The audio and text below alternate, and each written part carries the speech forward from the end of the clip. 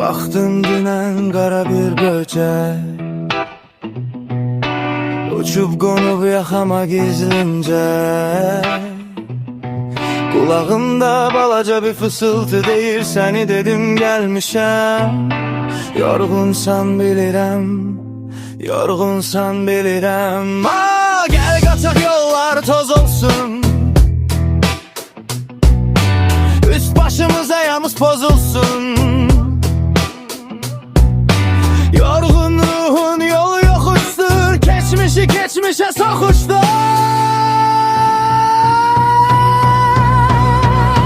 Gün keçmir ağlın yoldadır, yol dediğin ele oradadır. Cesaret ister bu oyundur, ruhunu geçmişten soyundur. Gün keçmir ağlın yoldadır, yol dediğin ele oradadır. Cesaret ister bu oyundur, ruhunu geçmişten soyundur.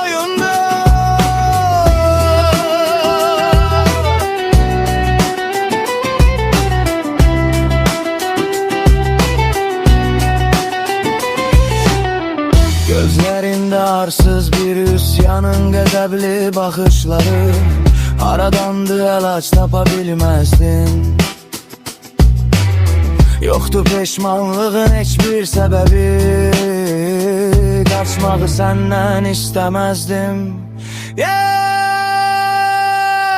Gəl qaçaq yollar toz olsun, üst başımız ayağımız pozulsun. Yorgun ruhun yolu yokuştur, geçmişi geçmişe sokuştur.